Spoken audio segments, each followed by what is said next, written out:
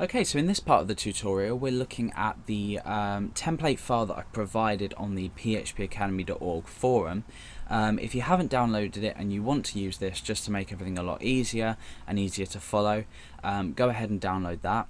And you will download the index.php and the star.css files. Now the index.php is essentially just an HTML document. We have included jQuery in here. If you're not entirely sure about jQuery, it's a library of JavaScript functions, if you like, an easy to use library where we can use cool effects and stuff, and we don't actually have to completely write everything out in JavaScript. So I've included this using script type text JavaScript like you normally do, and then we've specified the latest version of jQuery as a source, remembering to end our script tag here. I've also left a script type equals text JavaScript area here where we can write out our code that's going to process the input of our text area. So if we go down a bit, you can see that we've got this div container which is outlined in style.css. Again, if you don't understand this, probably best that you do before you start looking at things like this. We have more importantly an input type here. So we've got an input field of text. We have an ID of URL, which is very important because we're going to be using this to reference when we press a key down or we click the shorten button. We have an event called onKeyDown, and what this essentially does is it checks if the enter or the return button on your keyboard has been pressed using this condition here. If it has, we're going to call a function here that's going to process our URL. If we come along, we have a button, the value shorten, that's just what's displayed to the user, and on click we're going to call exactly the same function as in here. Now I'm just going to take a minute to tell you the reason that I've done this. Now when the user comes over to the web page and wants to type something in, we're not actually processing this to another page, so we're not specifying an action in a form tag. What we're in fact doing is we're calling a JavaScript function which is going to utilize jQuery, and it's going to pass the variables that are contained within this text area. So let's just go over back to here. So when we click shorten or when we press enter, remember we have this on key down function, we're checking the return key's been pressed, and then we're processing a function here or calling a function. And then if we click the button, we're also processing or calling the same function. So we can either press enter while we're typing, which is obviously more convenient to a user, or we're clicking the shorten button. So you can see either way it works. There we are. So that's that to do with the form field and the button. We're going to obviously be creating the function later on just up here in our script area. We also have this div ID equals message, which is really important. We've called this div message. This is directly below our text area and our button, which is here essentially, and we're going to be putting either error messages or the confirmation message into this once we've actually clicked the button. So that's all going to be done in our function that we're going to eventually call go.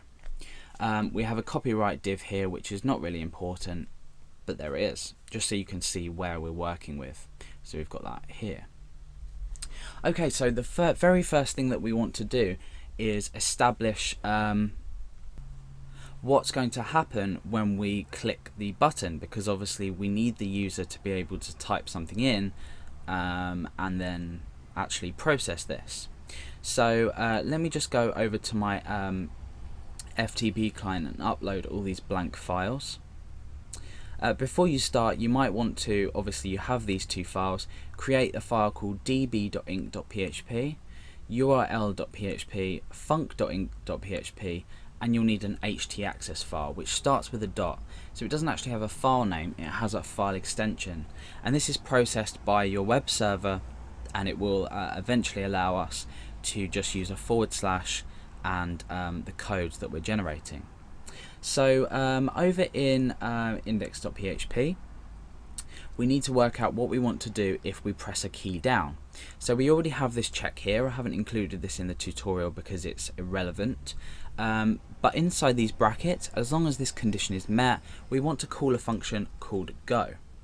So we simply put go, brackets, and a line terminator. Now this is not PHP, this is JavaScript, so we're dealing with JavaScript here. As well as on click, so when we click the button, we also want to call this go function. So now let's go ahead and go to the top of our page and let's outline this function.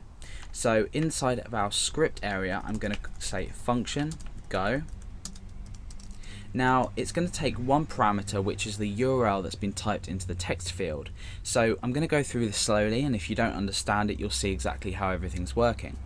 So I'm going to take the URL that's been passed. So I'm just simply going to be putting URL in there. So we're going to pass a URL to this function go, and then we're going to be processing something here. So just for now, for the purposes of testing, I'm going to write alert and then URL. So whatever we put into this function, we're going to alert out to the screen. Obviously we're just testing, it would be useless if we were actually doing this.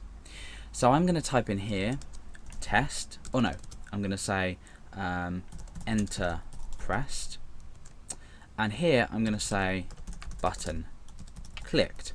So if the button is clicked, we're going to say go button click. We're passing this value to the function, and then if we click or press enter rather, we're going to go, and I'm going to say enter press. So we can see the difference between the two. So let's go ahead and upload that file. Let's go back over to our browser and refresh. So let's type some, well, we don't really need to type anything in here. If we click the shorten button, we see button clicked. So that's past the fact that we've pressed the button to this go function. If I click in here and press enter, you can see it says enter pressed. So as long as that's working, we know that we have actually created the function properly and we've called it properly from either clicking or pressing enter. Really important that you do it in stages to ensure that you actually, you might later on think, oh, it's a jQuery error, but in actual fact it might be a very fundamental error, such as not calling a function properly, etc, etc. So the next thing we're going to do is inside, well, we're going to delete these first because it's useless as it stands.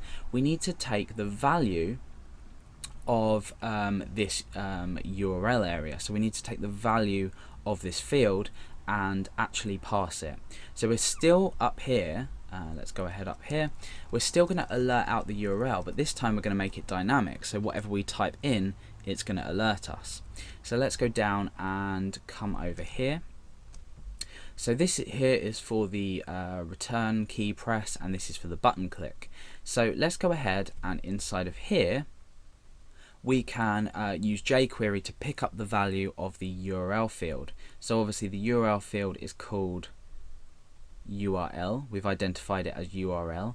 So we can simply go in here and type $, then in brackets we want to specify the name of the URL field. So we're going to say URL. Now we well, let's come over here. We need to then type in .val and brackets. Okay, so we're just taking the value of the URL field. Okay, so upon enter, that's going to do that. So what we can do is we can copy this and we can paste it directly into there. Let's go over to the FTP client, upload that file, refresh. Now let's type something in here. So I'm just going to type test and I'm going to press enter. Oh, it says undefined. Okay, so let's go back over to our code, and yeah, we're going to need to stick a hash in front of that and then a hash in front of there.